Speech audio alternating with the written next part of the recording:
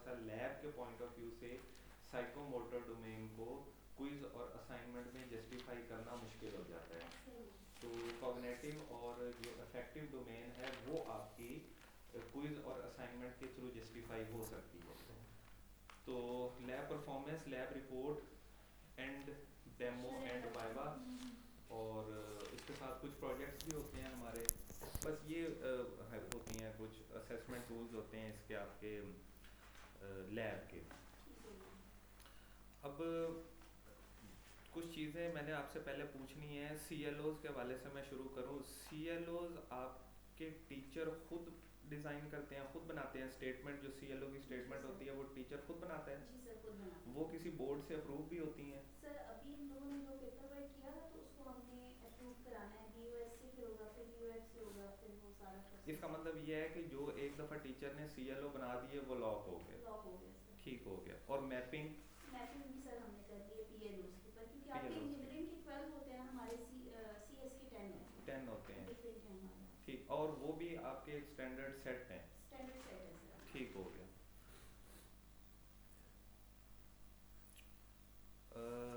Sir यहाँ से इनको दिखाएं क्या करना मेरे ख्याल चाह में रहे सर हैं? ये यहाँ से इन्वायरमेंट हर चीज़ समझ आ जाएगी अगर थोड़ा सा आप इनको एमसीएस भी ओपन है यार भी, थोड़ा अगर करीब आ जाए ना तो थोड़ा सा आपको अच्छा, मैं इस सॉफ्टवेयर का वैसे सुपर एडमन हूँ, तो हमारे पास तो इसमें काफ़ी ज़्यादा, मेरे पास तो इसमें काफ़ी ज़्यादा रोल्स हैं अभी। ये सॉफ्टवेयर मैनेज ही ये करते हैं सारा। अभी पूरा हबीब डिपार्टमेंट साहब इनके तो हवाले है। यहाँ पे ना सिर्फ इनके पास है फैकल्टी का रोल, मुझे सिर्फ एक हाँ रोल है।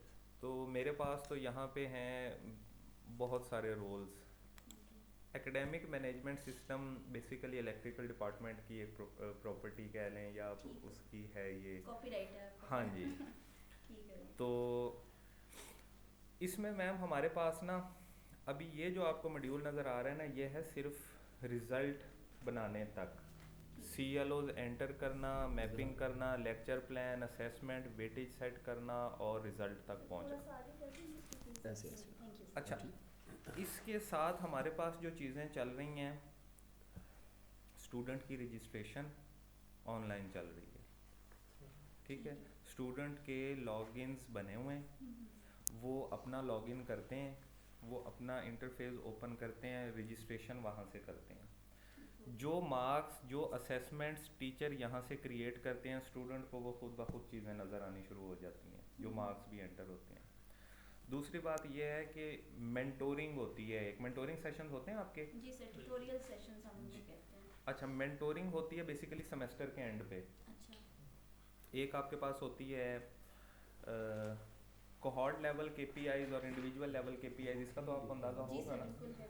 तो ये जो होती है ना हमारे पास इंडिविजुअल कोहॉर्ट लेवल केपीआईज, जो कम्युलेटिव केपीआईज हमारे पास निकलती हैं eight the end of the semester, वो उसकी बेस के ऊपर हमारे स्टूडेंट्स की मेंटोरिंग होती है। ठीक हो गया। मिसाल के तौर पे अगर मेरे पास कोहॉर्ट लेवल केपीआई है ना 50, तो इसका ये मतलब है कि at least 50% students of the whole section should achieve marks 50 और ग्रेटर देन 50, ये कोहॉर्ट का मतलब होता है। बिल्कुल सर, ऐसा ही। तो मेंटोरिंग होती है उसकी बेस पे। अब एक बच्चा बैठा हुआ है थर्ड सेमेस्टर में सही। या फोर्थ सेमेस्टर में, उसने PLO 1 पढ़ा पहले सेमेस्टर में मुख्तलिफ कोर्सेज में, PLO 2 पढ़ा मुख्तलिफ कोर्सेज में, PLO फिर 1 पढ़ा मुख्तलिफ कोर्सेज में। तो जो फोर्थ सेमेस्टर के एंड तक उसके जितने भी कोर्सेज से PLO 1 आ रहा होगा ना, उसकी बेस पे उसकी PLO 1 की मेंटोरिंग होगी। अब आप समझे? ठीक हो गया। ठीक है। तो इसी तरह PLO 2 जो उसका आ रहा होगा, तो PLO 2 जो उसका आ रहा होगा, ठीक है, उसकी बेस पे फिर उसकी मेंटोरिंग होगी मुख्तलिफ कोर्सेज से जो PLO 2 उसके आएंगे, उसकी बेस पे उसकी। तो ये जो मेंटोरिंग होती है ना, ये भी स्टूडेंट ऑनलाइन करते हैं। ओके। ठीक है। अच्छा, सॉरी, मैं आपका ना ये मैं किसी और चीज़ के साथ इसको लिंक कर रही थी। मेंटोरिंग बता सकते हैं? हम लोग तो ट्यूटोरियल सेशन में स्टूडेंट्स का प्रॉब्लम पूछा और नहीं, मेंटोरिंग ये नहीं है। अच्छा। मेंटोरिंग ये होती है है जी, मेंटोरिंग ये होती है कि एक स्टूडेंट है, जिस तरह ये बच्चा बैठा हुआ था, अब हबीब साहब इसके मेंटोर डिक्लेयर हो गए हैं, ठीक हो ठीक गया। है। तो जब तक इस बच्चे की डिग्री कंप्लीट नहीं होगी, इसके मेंटोर हबीब साहब रहेंगे। OB सिस्टम में मेंटोरिंग का क्या कंसेप्ट है? मेंटोरिंग ये होती है कि टीचर ने जो उसके फ्लॉज हैं रिगार्डिंग ओबी, अब मिसाल के तौर पे ये बच्चा 4th सेमेस्टर में है और इसका PLO 4 वीक हो गया है, तो PLO 4 को इम्प्रूव करने के मेथड्स या असेसमेंट टूल्स या कंपोनेंट्स या अपकमिंग सेमेस्टर में PLO 4 कहाँ कहाँ आ रहा है, वो सारी चीज़ें हबीब साहब इसको गाइड करेंगे। OB की मेंटोरिंग ये होती है, ठीक है, OB की मेंटोरिंग ये होती है, इसको हम अपनी OB की mentoring after every semester, and of the every semester, कि जिस तरह पहला सेमेस्टर ख़त्म होता है हमारा सॉफ्टवेयर कम्युलेटिव शीट्स जनरेट कर देता है, ठीक है, हाँ जी, और eight the end of second semester फिर उस बच्चे की एक शीट जनरेट हो जाएगी, eight the end of third semester फिर उस बच्चे की एक शीट जनरेट हो जाएगी, एक शीट जनरेट होगी, वो पहले सारे PLO वाइज उसकी PLO असेसमेंट wise, करके अकॉर्डिंग टू फर्स्ट सेमेस्टर ये हाँ सब्जेक्ट जी, PLO में इसको बेसिकली कम्युलेटिव अटेनमेंट बोलते हैं। कम्युलेटिव अटेनमेंट का मतलब है कि सेमेस्टर 1 से सेमेस्टर 4 तक PLO 1 जिस जिस कोर्स में आया है ना वो उसका कम्युलेटिव एक फिगर उसको दे रहा होगा, ठीक है, अच्छा ये हो गया। ये सर सारे वो जो कोर्सेज हैं उनकी वो मैपिंग वो सारा कुछ जो मेंटोरिंग के लिए हम ये फाइल यूज़ करते हैं हर सेमेस्टर, अगर फॉर एग्जांपल उसका 3rd सेमेस्टर था तो उसमें कोई PLO वीक है तो हम उसको 4th सेमेस्टर में फिर उसका रेलिवेंट देखते हैं कि वो PLO का ये सब्जेक्ट उठाएं, इस तरह हम जो है ना उनको, और इसके अंदर ये थोड़ा सा कि आपका ओवरऑल हम कमेंट भी जो इस सॉफ्टवेयर में MCS में करते हैं कि ओवरऑल PLO 3-9 वीक है अगर इनका, तो वो यहाँ से उनका बता देंगे और नीचे सजेस्ट करेंगे कि ये सब्जेक्ट उठा लें और ये इस सेमेस्टर में आएंगे, तो इस तरीके से हम जो है इनको थोड़ा सा तो सर ये मेंटोर का काम होता है उसको सजेस्ट करे जी। या आपका सॉफ्टवेयर भी उसको हाईलाइट कर देता है? मेंटोर का काम होता है सॉफ्टवेयर के ऊपर कमेंट्स लिख के स्टूडेंट को फिजिकली सामने बिठा के गाइड करना। Okay fine. ये शीट बेसिकली जो है ना मेंटोरिंग वाली, ये स्टूडेंट को भी शो हो रही होती है, मेंटोर को भी शो हो रही होती है, ठीक है। अच्छा, तीसरी चीज़ जो स्टूडेंट अपने पोर्टल से कर रहा होता है वो कर रहा होता है सर्वेज, ठीक है। वो होते हैं कोर्स फीडबैक सर्वे और टीचर फीडबैक सर्वे, ये भी हर सेमेस्टर के एंड पे आता है। हमारी कुछ कमेटियाँ बनी हुई हैं तो हमने ये काम नीचे कमेटी मेंबर्स को दिए होते हैं कि वो eight the end of every semester surveys activate कर देते हैं, ठीक है। और फिर क्या होता है कि अब ये देखें, ये हबीब साहब ने, आप हैं सर मेंटोर? जी मेंटोर, हाँ ये देखें ना ये सर मैंने तो ये सर 2-3 आपने बड़ा आसान काम कर सैंपल दिया। के तौर पे खोले हैं ये सर। जी जी जी जी, चले मैं अब सर्वे से पीछे आ जाता हूँ। अब ये मैम एक शीट है, ये एक बच्चा है 19EE126, ठीक है। अब ये किस सेमेस्टर में है? 19 है तो ये अभी 6th सेमेस्टर का है, ये देखें ये 6th सेमेस्टर। इसका ये मतलब है कि ये इसके करंट सेमेस्टर के कोर्सेज हैं, मींस के 6th सेमेस्टर में इसने ये कोर्सेज पढ़े और ये इसके PLOs थे और ये इसकी अटेनमेंट्स आई। अब मैं आपको लेके चलता हूँ इस चीज़ पे, ये देखें ये होती है cumulative PLO attainment. Cumulative PLO attainment होती है, मेंटोरिंग होती है इसकी बेस पे। अब ये जो 73 एक फिगर आई हुई है ना, इसका ये मतलब है कि इस बच्चे ने सेमेस्टर 1 से सेमेस्टर 6 तक जितने भी कोर्सेज पढ़े हैं उसकी PLO 1 जिस जिस कोर्स में से आया इसने उसको एक कम्युलेटिव फिगर करके यहाँ पे आपको कैलकुलेट कर दिया। अब आप देख रहे हैं कि इसका PLO 11 0 है, ठीक है। तो इसका PLO 11 गुजरा होगा किसी कोर्स में, कम्युनिकेशन स्किल्स में होता है, इस्लामिक स्टडीज़ में होगा, इस एथिक्स में होगा, इस तरह के कोर्सेज में ये होगा। तो इसका मतलब है कि इस बच्चे ने वो कोर्स नहीं पढ़ा। तो अब हबीब साहब ने क्या कमेंट नीचे किया होगा, ओवरऑल PLO 11 इज लो। तो अब इन्होंने उसको गाइड किया होगा कि भाई इन्होंने अपनी वो PDF वाली शीट खोली होगी, ये नीचे गाइड किया हुआ है इधर ही बिल्कुल। हाँ उधर PDF से मैंने देख के PDF से देख के इन्होंने उस बच्चे को ये कहा होगा कि भाई आपके अगले सेमेस्टर में इस कोर्स में या इस कंपोनेंट में PLO 11 आएगा। ये देखो 7th सेमेस्टर में फिर जो PLO 11 जिस सब्जेक्ट में आ रहा है इंटरप्रिनेशन, तो वो इसकी तरफ आपने ज़्यादा ध्यान देना है, तो वो बच्चा यहाँ से इसको कवर अप कर सकता है। ये होती है बेसिकली हमारे पास ना ये चीज़। अब ये वाला जो साइकिल है ना, इसको हम PLO CQI साइकिल बोलते हैं। CQI साइकिल होता है, एक PLO का होता है, एक CLO का होता है। तो ये मेंटोरिंग भी हमारा स्टूडेंट ऑनलाइन करता है। तीसरी चीज़ आ गई सर्वे। सर्वेज जो हैं वो भी ऑनलाइन करते हैं। कमेटी मेंबर सर्वे एक्टिवेट कर देता है, at the end of the semester question बना होता है, वो स्टूडेंट्स के पास जाता है, स्टूडेंट उसको फिल करते हैं। टीचर फीडबैक, कोर्स फीडबैक, ये तीनों चीज़ें क्वालिटी एश्योरेंस वाला जो है QEC जी वाला काम। QEC का, उसमें भी मैं ही हूँ हेड। माशाल्लाह तो यही है सर। वो सारी चीज़ें ना वो ऑनलाइन करते हैं। अब मतलब मैंने 3 चीज़ें आपको स्टूडेंट एंड पे बता दी, ये सारे काम वो ऑनलाइन करते हैं।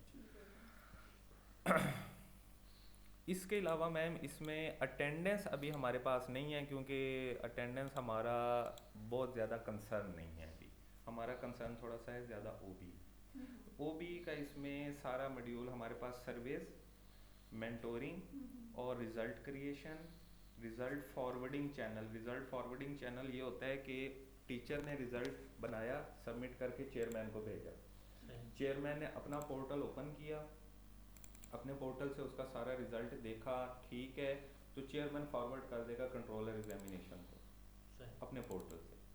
इन केस अगर चेयरमैन साहब समझते हैं कि या हबीब साहब समझते हैं कि मैंने रिजल्ट ठीक करवाना है या मेरे रिजल्ट में ये फ्लॉ आ गया, तो चेयरमैन को रिक्वेस्ट करेंगे, चेयरमैन इनका रिजल्ट इनको वापस कर देंगे ऑनलाइन।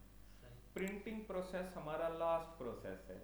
प्रिंटिंग पे हम बिल्कुल एंड पे पहुंचते हैं कि जब बिल्कुल हर चीज़ फाइनल क्लोज हो जाती है ना, उस वक्त हम रिजल्ट प्रिंट करते हैं। ये कुछ हमारा चैनल है। अब मैं यहाँ से आपको दिखाता हूँ कि पहला सर इस किसी के CLOs वगैरह एंटर्ड हैं आपके? सर इसमें मैंने ना एंटर किया हुआ है, और नीचे जो एक्सेल शीट है ना, ये देखें इधर एक्सेल शीट।在本教程中，我们将向您展示如何设计和模拟您的第一个并网型光伏系统。 इधर MCS के अंदर 首先，创建一个新项目，项目是一个文件，其中包含系统的中心信息、对其气象数据文件的引用，以及与项目相关的一些一般参数。在您的工作区中，它将由文件表示。文件广展名为点 .drj。在一个项目中，您可以任意定义设计变体的数量，每个设计版本都包含系统的所有详细定义进行仿真评估。这些定义包括太阳能电池板和逆板器的选择、它们的数量、阴影遮挡和几何布局、电气连接、经济方案等。在数据库中，代表项目变体的文件将具有项目的文件名。首先，您必须为您的项目命名，然后您需要定义项目的所在地区。您可以从拥有大约2500个站点的数据库中选择一个站点，或者通过地图选择任何地区的新站点。我们将使用 Geneva Contract 作为我们的评估地区。您必须定义气象文件，如果附近有气象文件，系统会提出建议，否则将在保存项目时从站点平均每月的数据构建。项目准备就绪后，系统将提示您保存它。保存对话框显示描述即项目名称，此对话框要求一个文件名，文件名必须保持简单，因为它将成为项目中所有设计变体的通用标签。我们将使用 Residencial at Geneva。现在我们必须设定我们的第一个变体，注意中间蓝色面板，它会告诉您需要采取的任何后续步骤。您会注意到在开始时有2个标记为红色的按钮，方向位和系统。当按钮标记为红色时，表示该项目的变体还未准备好进行模拟，需要在该特定元素中进行额外输入。每当你设定一个变体时，你需要给它一个有意义的名字。现在让我们设定方向位，在一个项目，我们将使用25度的倾斜角和20度的方位角，这将使我们的面板相对于南方向西倾斜20度。现在我们需要设定工程系统，您可以设定所需的光伏功率或可用区域，在这里定义一个值不是强制性的，但这将简化您的第一种方法，因为这将允许 Bavisys 提出合适的配置。我们将设置可用区域来放置光伏组件。您现在必须在数据库中选择一个太阳能电池板，我们将使用一个通用的300瓦峰值面板。我们还必须选择逆变器。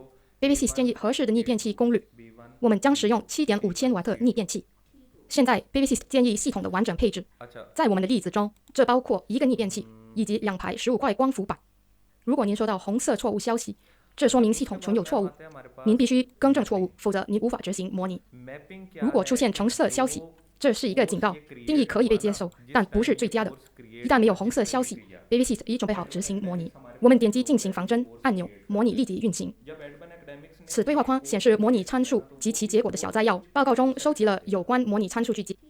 ठीक है, अब वो PLOs यहाँ पे आपको नजर आ रहे हैं ऊपर 3, 4, 5, 9, 10, 11। ये इनको क्यों नजर आ रहे हैं? क्योंकि जिस टाइम ये कोर्स एडमन एकेडमिक्स ने क्रिएट किया, उसने इस कोर्स के ये PLOs फिक्स कर दिए। अब इनको बाकी नहीं PLOs नजर आ रहे। वो क्यों नहीं आ रहे? क्योंकि ये PLOs डिपार्टमेंट ने इस कोर्स के फिक्स किए हुए। सर ये इंस्ट्रक्टर खुद ही करेगा क्या चीज़? PLO सेट नहीं CLOs पे PLOs खुद ही मैप ये मैपिंग इंस्ट्रक्टर करेगा, PLOs इंस्ट्रक्टर सेट नहीं करेगा अपने। PLOs जो ये 3, 4, 5, 9, 10, 11, अब बेसिकली इंस्ट्रक्टर को तो पूरी स्क्रीन व्यू हो जानी चाहिए 1 से लेकर 12 तक PLOs की, क्यों शो हो? PLO 1 इनके काम का है ही नहीं, ठीक हो PLO 2 भी इनके काम का नहीं है, वो क्यों शो करवाएं इनको? लेकिन ये इस बेस पे होगा ना, जैसे हम CLOs को PLOs के साथ मैप करते हैं। मैम मैपिंग मतलब अलग इस चीज़ है, मैपिंग पे तो मैं भी आया ही नहीं। अच्छा, तो कैसे पता चलेगा कि इस कोर्स के ये देखें, ये पावर जनरेशन लैब है ना, ये देखें, तो इसके ये पहले से डिसाइड, ये हमारी डिपार्टमेंटल लेवल पे ये पहले पूरी से फाइल बन decided चुकी है। डिसाइडेड है। PLO और PO आपने ऑलरेडी हाँ। डिवाइड कर लिया कि ये PLO हमने इस कोर्स और जब ये कोर्स क्रिएट हो रहा होता है ना, जब ये कोर्स क्रिएट हो रहा होता है तो एडमन एकेडमिक्स क्या करता है, इस शीट को देखता है, पावर जनरेशन लैब के सिर्फ 3, 4, 5 और ये वाले PLO सेट करता है बस। अब टीचर का क्या काम है, ये 3 CLOs टीचर ने बनाए, ये 5, 6 PLOs एडमन एकेडमिक जो है उसने फिक्स कर दिए। अब टीचर का काम है मैपिंग। ये जो अब आपको नीचे मैपिंग नज़र आ रही है ना, ये टीचर का काम है। ये टीचर हर सेमेस्टर चेंज करता है, मैपिंग चेंज हो सकती है हर कोर्स के कोर्स साथ वाइज, ये चेंज हो सकती है, यानी यही वाला कोर्स अगले सेमेस्टर में आया तो फिर आप मैपिंग चेंज कर सकते हैं टीचर कर सकता है, लेकिन उसके लिए टीचर को रिजल्ट सबमिशन के वक्त कोई स्ट्रॉन्ग रीज़न लिखनी पड़ेगी, ऐसा ही है। सही रीज़न लिखनी पड़ेगी। वो फिर बोर्ड ऑफ अंडर ग्रेजुएट और हमारे कुछ प्रॉपर एक साइकिल होता है, PLO की कमेटी होती है, उससे गुजरेगा, CLO CQI होगी, PLO CQI होगी, फिर board of director under graduate से गुजर के बोर्ड ऑफ अंडर ग्रेजुएट, यहाँ पे उसका हेड होता है डीन चेयरमैन, सारे फैकल्टी मेंबर्स उसके मेंबर होते हैं, उधर से गुजर के फिर वो मैपिंग अप्रूव हो जाती है। तो ये जो है ना, ये टास्क, ये मैपिंग वाला, अभी मैं आपको समझा रहा था, ये वाली कॉलम और ये वाली रो कि ये कहाँ से आई, ये टीचर ने सेट की है, ये एडमन एकेडमिक ने सेट किया, और ये मैपिंग जो है ये टीचर खुद करता। मिसाल के तौर पे हबीब साहब ने कहा मेरा CLO 1 PLO 4 पे और 10 पे है, ठीक है। अब फॉर एग्जांपल अगली दफ़ा मैं पढ़ाता हूँ तो मैं क्या करूँगा, मैं कहूँगा नहीं यार ये 10 नहीं होना चाहिए, 9 होना चाहिए। तो मैं उस वक्त कर सकता हूँ, अगर हबीब साहब का मैं प्रीवियस कोर्स डाटा देखूंगा, अगर कोई सजेशन दी हुई तो फिर, अगर कोई सजेशन ना हुई तो फिर मैं इसको कुछ नहीं कर सकता, ठीक है। फिर मुझे यही मैपिंग फॉलो करनी पड़ेगी। मैपिंग तक हो गया? अच्छा, मैपिंग के बाद हमारी अगली टैब है लेक्चर प्लान। जी, वीकली कोर्स प्लान। इसके ऊपर कुछ बेसिक इन्फॉर्मेशन लिखी हुई है, PDF की फॉर्म में ये प्रिंटेड होती है, at the end of the semester course folder में लगती है। इसमें course code, course title, credit hour, session, semester, instructor का नाम, और ये CLO स्टेटमेंट, उसकी PLOs की मैपिंग, और ये चीज़ें हैं। ये नीचे हमारे पास चीज़ें हैं, लेक्चर 1 खाली, लेक्चर 2 खाली, लेक्चर 3 खाली, लेक्चर 4 खाली, ब्लैंक। ये कॉपी पेस्ट वाला चक्कर है सारा, इस टाइपिंग वाला चक्कर नहीं है इसमें, आप डायरेक्ट कॉपी पेस्ट कर सकते हैं 16 वीक में जो जिस तरह पढ़ाते हैं ना। अच्छा, उसके बाद यहाँ पे एक बटन आएगा अपडेट, आप इसको अपडेट कर दें, हबीब साहब इसको अपडेट कर चुके हैं, ठीक है। अच्छा, उसके बाद हमारे पास आती हैं असेसमेंट्स।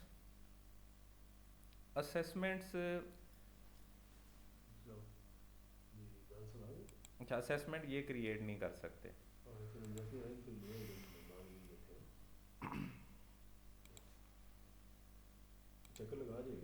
अच्छा, यहाँ पे हैं, चलें।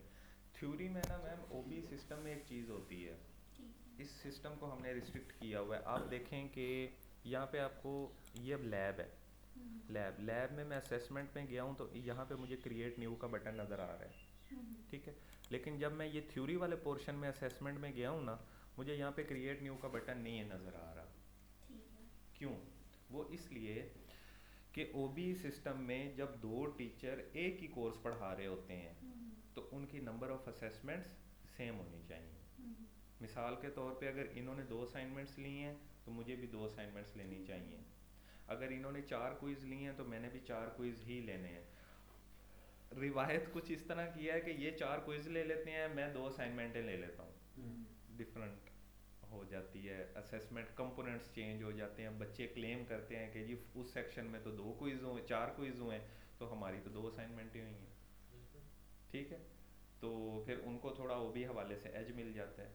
तो रूल ये कहता है कि जब कोर्स सेम है, कंटेंट्स भी तो सेम है ना, बिल्कुल ऐसे दोनों ही है। टीचर कंटेंट सेम फॉलो कर रहे हैं, तो असेसमेंट टाइप क्यों नहीं सेम होती।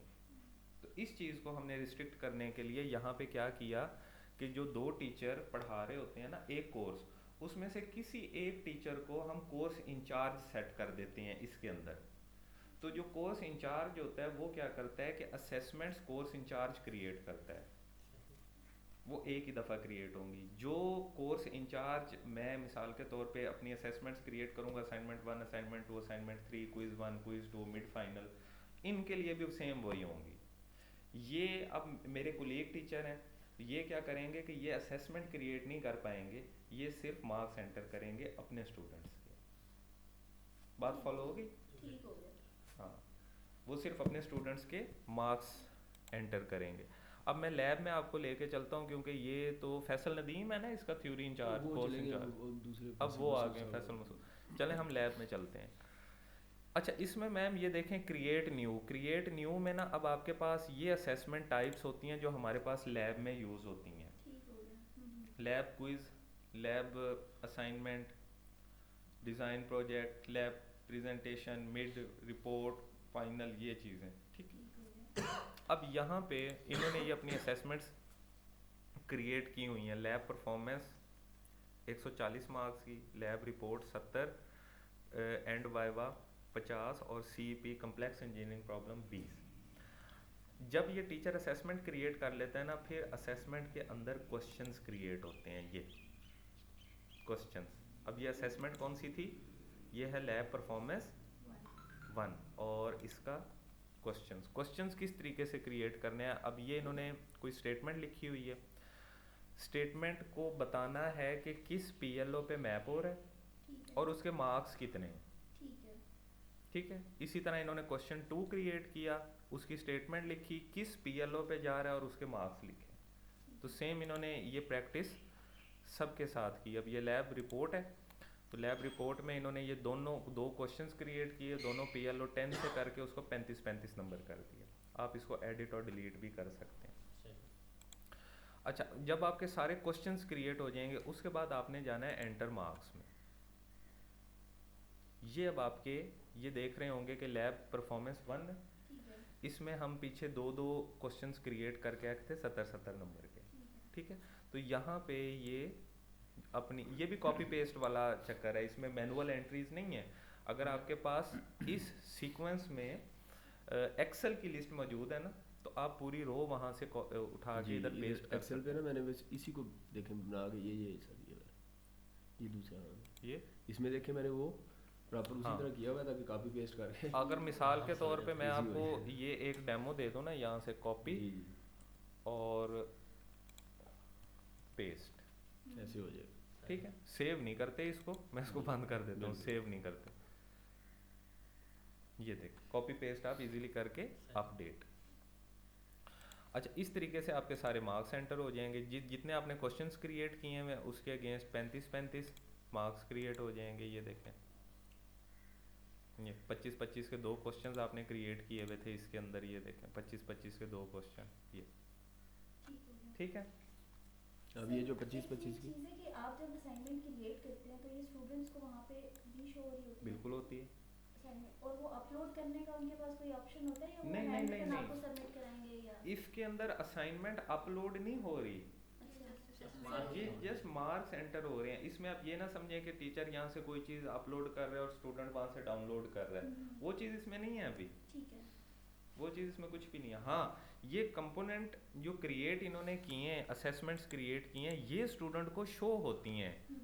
ये वाली ये के assignments होंगे। हाँ जी, ठीक है। हाँ जी, और ये मार्क्स भी उनको शो होंगे, ये वाले। जस्ट क्वेश्चंस और उनको मार्क्स शो जी, इसमें भी ऐसी कोई फैसिलिटी नहीं है कि टीचर यहाँ से कोई चीज़ अपलोड करे और स्टूडेंट वहाँ से डाउनलोड करे। नहीं, ऐसा कुछ नहीं। ठीक हो गया। अच्छा, उसके बाद आपके पास मैम यहाँ पे आती है ये रिजल्ट वेटेज। आपको पता है कि OB की ना हमारी यूनिवर्सिटी में तो इस तरह होता है कि सेशनल्स 25% होते हैं, मिड 25% और फाइनल 50%, 25-25-50। तो अब ये वाली जो आपको कॉलम नज़र आ रहा है ना, ये वाला, ये है कंट्रोलर रिजल्ट वेटेज। अब ये सेशनल्स हैं, नहीं ये सेशनल्स हैं, ये 1 2 और 3 डॉक्टर साहब जी जी, ये लैब परफॉर्मेंस 1 ये और CP CP ये सेशनल्स हैं। ये इनके 50 होंगे क्योंकि ये लैब है ना, लैब में 50-50 होता है, 50 सेशनल और 50 फाइनल। तो इसकी मिसाल के तौर पे हम यहाँ पे वेटेज इसकी कर देते हैं 33 34। डॉक्टर साहब ये मैं सेव नहीं करूँगा जी जी, सॉरी 20 और 15 करें तो 10, ये अब 100 होगी। ठीक है 100 होगी, अपडेट नहीं करूँगा डॉक्टर। ठीक ठीक। अच्छा अब ये है आपकी CLO की वेटेज। CLO 1 किस किस कंपोनेंट से आ रहा है ये, और आ कैसे रहा है ये पीछे आप मैप करके आए हैं जब आपने क्वेश्चंस क्रिएट किए हैं। CLO 1 लैब परफॉर्मेंस 1 से आ रहा है, CLO 1 लैब रिपोर्ट 1 से आ रहा है। ये पता है ये दो डब्बे क्यों बने हुए हैं? ये क्वेश्चन 1 ये क्वेश्चन 2, ये क्वेश्चन 1 ये क्वेश्चन 2। अब ये इसका क्या मतलब है, CLO 1 लैब परफॉर्मेंस 1 के क्वेश्चन 1 से आ रहा है, और यहाँ पे CLO 1 लैब परफॉर्मेंस 1 के क्वेश्चन 1 से आ रहा है, और इसका मतलब है कि CLO 1 and viva and practical के क्वेश्चन 1 से आ रहा है। समझ गए? इसी तरह अगर मैं CLO 2 की बात करूँ तो CLO 2 लैब परफॉर्मेंस 1 के क्वेश्चन 2 से आ रहा है, CLO 2 लैब रिपोर्ट 2 के क्वेश्चन 2 से आ रहा है। तो इसी तरह अब CLO 3 सारे का सारा इनका CP से। ठीक हो गया। अब एक चीज़ तो है फिक्स कि CLO 1 की वेटेज कितनी होनी चाहिए?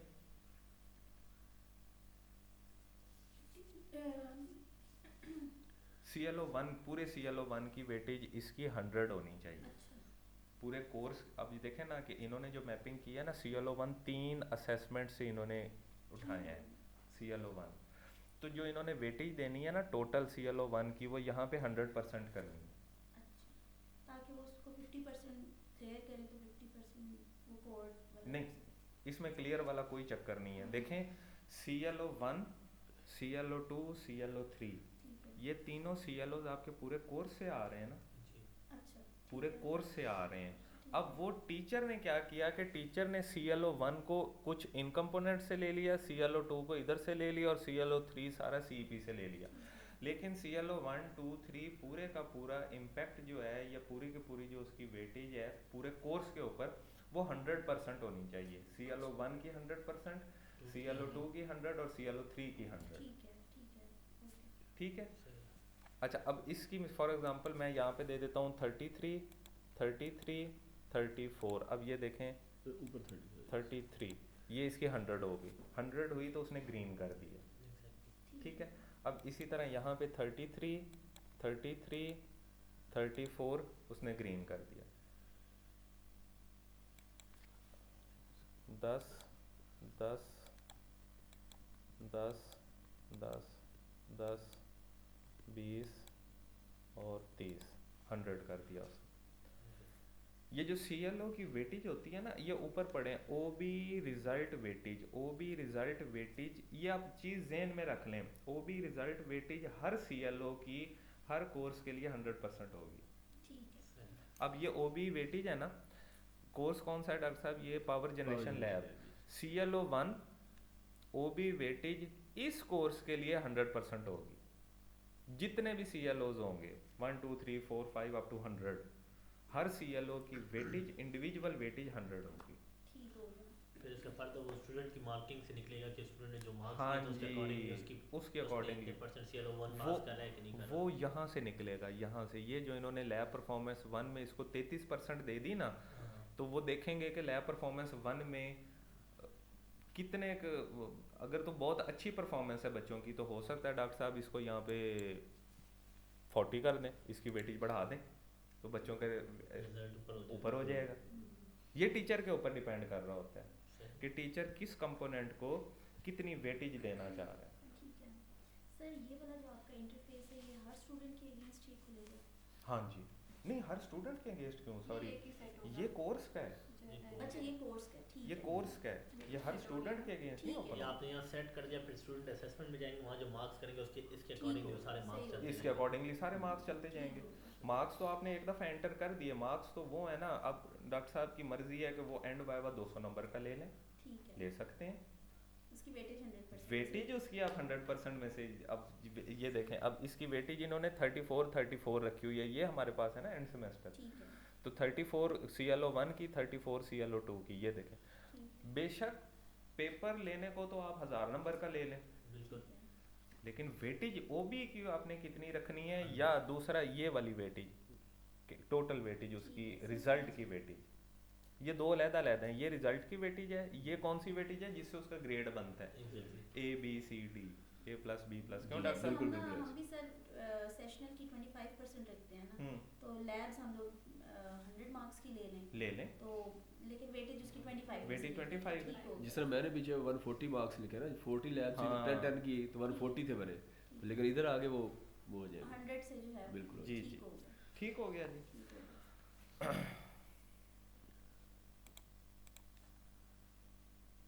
इसको डॉक्टर साहब अपडेट नहीं किया मैंने, है जी। जस्ट अच्छा हो गया। अच्छा, अब ये जब ये आपका पोर्शन कंप्लीट हो जाएगा ना, फिर आपका जनरेट होता है OB रिजल्ट। अभी क्योंकि मार्क्स एंटर्ड नहीं है, इस वजह से वो OB रिजल्ट और ये फाइनल रिजल्ट पे आपको नहीं लेके जाएगा। वो कंप्लीटेड वाला भी देख लेते कंप्लीटेड वाला देख लेते हैं, यस। अच्छा, वंस टीचर जब ये ड्रिल सारी कंप्लीट कर लेता है ना, तो ये एक्टिव कोर्सेज से चीज़ उठ के कंप्लीटेड कोर्सेज में आ जाती है। अब ये डॉक्टर साहब के हैं कुछ कंप्लीटेड कोर्सेज, मिसाल के तौर पे हम इसी पहले वाले की, यहाँ तक तो मैं आपको बताया था। हैं। बल्कि पावर जनरेशन है भी खोल है। चलें ये लें, वो same ही होगा। इसकी मैं OB शीट अब डाउनलोड करता हूँ।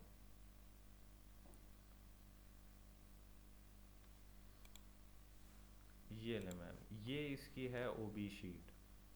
ये PLOs इसके ज़्यादा हैं कुछ, इस वजह से शीट ये काफ़ी फैली हुई है, ठीक हो गया।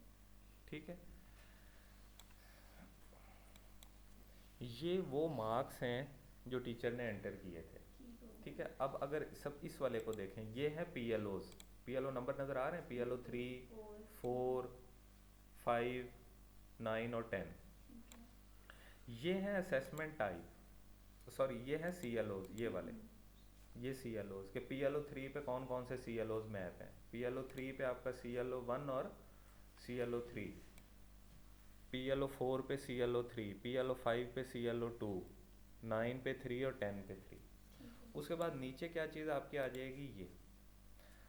अब ये आ गए आपके असेसमेंट टाइप्स, कि ये CLOs किस किस असेसमेंट टाइप के ऊपर हैं। Lab report 1, lab performance, and lab report, ठीक है। उसके बाद ये जो चीज़ है, ये आपके क्वेश्चन नंबर्स हैं, नथिंग ई। अच्छा, ये आपके PLO नंबर आ गए, और ये आ गई आपकी, अब ये दो चीज़ें मज़े की हैं, कंट्रीब्यूशन टू CLO, ये वो वेटेज है जो आपने अभी दी थी ना रिजल्ट OBE वाली वेटेज में, ये वो वाली वेटेज है। और ये आपके टोटल मार्क्स, ठीक है। टोटल मार्क्स मीन्स के आपका क्वेश्चन 1 250 नंबर का भी हो सकता है, लेकिन ये वेटेज है, ये बेसिकली असल चीज़ होती है ये, ठीक है। ठीक है। वो आप वो वाली वेटेज कह रहे हैं जो हम हर क्वेश्चन की सेट कर लेते हैं। हाँ जी, CLO के against। CLO के अगेंस्ट, यस, आप बिल्कुल अब एग्जैक्टली समझ गई। ठीक है, सही हो गया। ये इस तरीके से हमारी OB शीट निकलती है। ये 3 CLOs थे इसके, ये 3 CLO अटेनमेंट्स वाली हैं इसकी रोज़, और ये इन CLOs के अगेंस्ट PLOs की अटेनमेंट। ठीक हो गया। मिसाल के तौर पे अब ये देखें, ये आपको येलो नज़र आ रहे हैं, ये 50 से कम है, तो इसका ये मतलब है कि इस स्टूडेंट की PLO 4 इस कोर्स में फेल है, इस कोर्स में, हाँ PLO 4, लेकिन डजेंट मीन कि जब ये बच्चा मेंटोरिंग पे जाएगा तो इसका PLO 4 कम आएगा। हो सकता है कि इस कोर्स में PLO 4 कम है, किसी और कोर्स में PLO 4 अच्छा हो, अच्छा हो गया, ठीक है। तो वो उसकी ओवरऑल पास हो जाएगा। ओवरऑल पास हो जाएगा, ठीक है। लेकिन ओवरऑल क्युमुलेटिव जो निकलेगा वो इस सब की एवरेज निकलेगी, बिल्कुल। अच्छा, उसके बाद ये है आपका फाइनल रिजल्ट, इस फॉर्म में आपका फाइनल रिजल्ट हमारे पास इधर जनरेट होता है।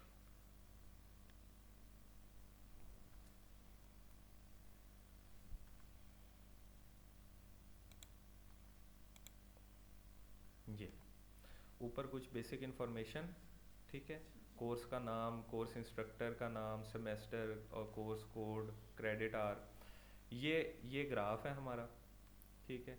ये बस हमारी अपनी लैंग्वेज है फिलहाल। अच्छा, समझ आ गया सर हमें भी। ये हाँ। आपके जो है ना 10 स्टूडेंट्स ने ए ग्रेड लिया, हाँ जी, ये रेंज है हमारी, ये ग्रेड रेंजेस हैं, सही हो ठीक गया। है। ये अभी तो ये खैर सबमिटेड कोर्सेज है ना, अगर ये सबमिटेड कोर्सेज ना होता तो यहाँ पे हमारे पास आप इस रेंज को इधर वेरी भी कर सकती हैं। ये जो रेंज है ना, ये वाली, ये 0 से 39 40, ये आप इधर एक हमारे पास एक ग्राफ बना होता है। सर सॉरी आपकी बात काट रही हूँ, आप लोग एब्सोल्यूट है या रिलेटिव ग्रेडिंग सिस्टम है यहाँ पे? डॉक्टर साहब इसका जवाब आपने। देखिए हम वैसे रिलेटिव ही करते हैं, कोशिश करते हैं ठीक है। कि रिलेटिव। वैसे अभी थोड़ा जो रूल बना है कि 70 से ऊपर टीचर जो है ना ए ग्रेड दे सकता है। अच्छा। अब अगर मैं चाहूँ तो 70 से ऊपर, अगर मैं देखें ना इधर ये 90 से 100 रखा हुआ है 10 स्टूडेंट्स, तो मैं अगर स्टूडेंट्स को फेवर देना चाहूँ तो रूल पहले से बना हुआ है, ऑलमोस्ट आपका मैं उसको relative वेल system करूँ। हो गया ना? जी जी, ठीक है। ओवरऑल रिलेटिव है, यस। ठीक है। लेकिन चेयरमैन भी देखता है कि यार देखिए एक कोर्स है फॉर एग्जाम्पल, अभी मेरे वाला कोर्स है उसमें बच्चों के 50 ए आ रहे हैं, तो मुझे हिस्टोग्राम फिर मैं इधर से सेट करनी पड़ती है कि भाई मैं इसकी हिस्टोग्राम को इस तरह की बने, यानी ए ग्रेड कम है, ए प्लस ज़्यादा है, बी प्लस ज़्यादा है, फिर बी माइनर है, इस तरह की हर कोई- साइड में डिवाइडेड हो। हाँ, divided हो गया। हाँ, इनका तो डॉक्टर साहब एब्सोल्यूट है ना, अगर अच्छा, कोई भी ए ना हो ठीक है तो देयर चेयरमैन No कहता है issue। वेलकम, ठीक है, हमें कोई मसला नहीं है। इधर तो कहते हैं ना कि यार यहाँ पे कितने ए हैं, 10 हैं, हाँ, नहीं हाँ। इसको 15 होने चाहिए, 15 होने चाहिए। करो जी 15। इधर ये है नहीं सर, वो अगर हमारी आखिरी वाली फिगर जो एफ है ना, जी, वो आ जाए ना ज़्यादा तो फिर हम जवाबदेह होते हैं। मतलब अब हाँ। स्टूडेंट्स नहीं पढ़ रहे लेकिन सारी क्लास फेल हो गई है। लेकिन मैम उसमें ऐसा नहीं, आपके एचओडी ये नहीं कहते होंगे कि इसको कम करो, हाँ। ये नहीं कहते होंगे। जवाबदेह होना एक और चीज़ है, लेकिन यहाँ पे हमें तो ये कहते हैं कि जी यहाँ पे 10 ए है ना, तो इनको 20 करके लाओ। क्योंकि ये तो आपके हाथ में, आप चेंज कर सकते हैं ग्रेड। हाँ, लेकिन अगर एक कोर्स 2 टीचर्स पढ़ा रहे हैं, वेटेज डिफरेंट, एक टीचर ने और रखी है, दूसरे टीचर ने और रखी है, तो उसमें वेटेज डिफरेंट रख ही नहीं सकते।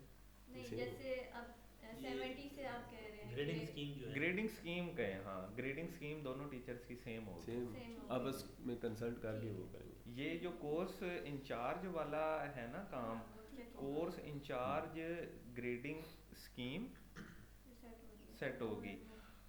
वेटेजेस जो मैंने अभी पीछे वेटेज वाला आपको दिखाया था डायलॉग बॉक्स, और असेसमेंट्स, ये कोर्स इंचार्ज, ये कंबाइन। बेशक एक कोर्स में अगर 20 टीचर भी पढ़ा रहे हैं तो ये चीज़ें सॉफ्टवेयर के अंदर एक ही बंदा सेट करेगा, सारे टीचर्स की मशवरे के बाद कितनी वेटेज होनी चाहिए, कितना होना चाहिए। यहाँ पे अक्सर ऐसे ही होता था ना, तो वहाँ पे वो भी सिस्टम फ्लॉप हो जाता है, जहाँ पे एक टीचर 4 असाइनमेंटें लेके बैठा है और एक टीचर एक क्विज लेके बैठा है, तो वो बच्चों के साथ ज्यादती होगी। वेटेज भी डिफरेंट हो रही है। कंटेंट्स जब आपके सेम है तो फिर असेसमेंट टाइप डिफरेंट क्यों? This is a big question sir. ये ऐसे ही है। बिल्कुल, या तो फिर आपके कंटेंट्स भी डिफरेंट डिफरेंट है, फिर ये चीज़ चल जाएगी। बिल्कुल।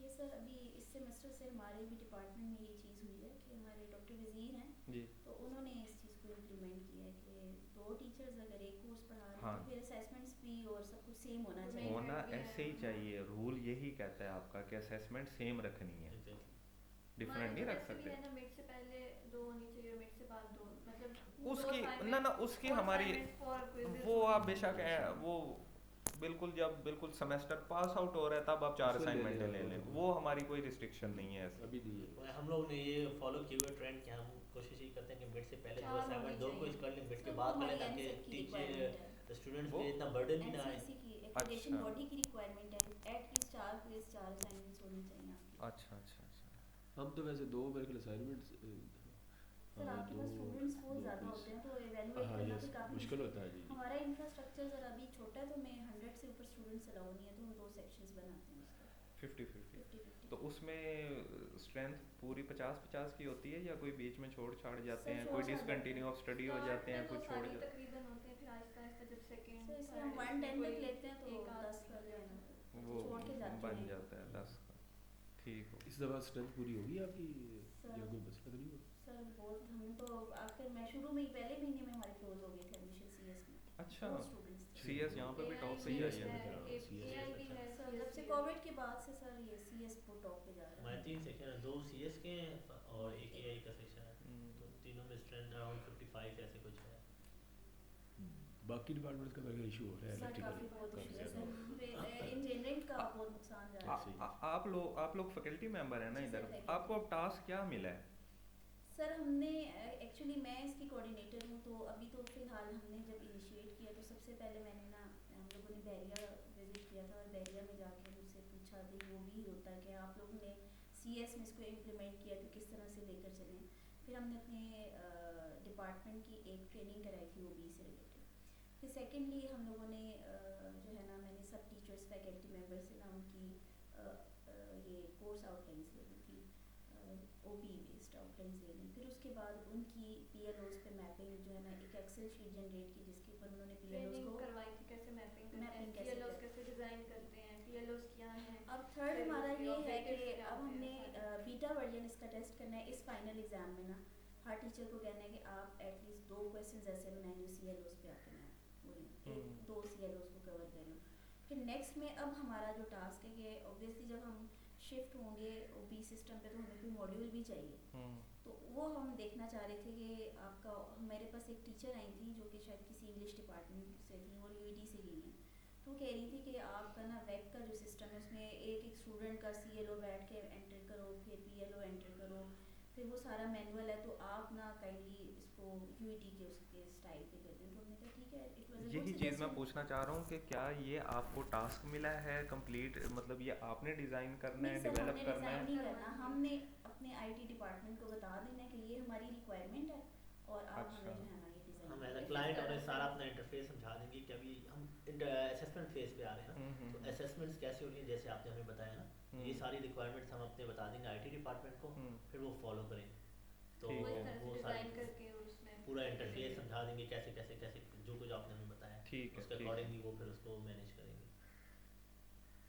ठीक अभी ठीक। वैसे आज हमारा प्लान था कि किसी IT एक्सपर्ट को भी ले आते साथ, ताकि वैसे वो आते तो ज़्यादा बेहतर ज़्यादा होता, वो- उनके लिए चीज़ें समझना एक और एंगल होता है। अब जिस तरह आपने तो ये चीज़ें देख ली ना सारी, कि नंबर ऑफ असेसमेंट सेम रखने के लिए 2 टीचर हैं तो कोर्स इंचार्ज सेट होना चाहिए, ठीक है, बिल्कुल ये ऐसे। एक बड़ी इंपॉर्टेंट चीज़ है। Exactly. और रिज़ल्ट वेटेज जो सेट करनी है ये भी कोर्स इंचार्ज करे, असेसमेंट भी कोर्स इंचार्ज करे।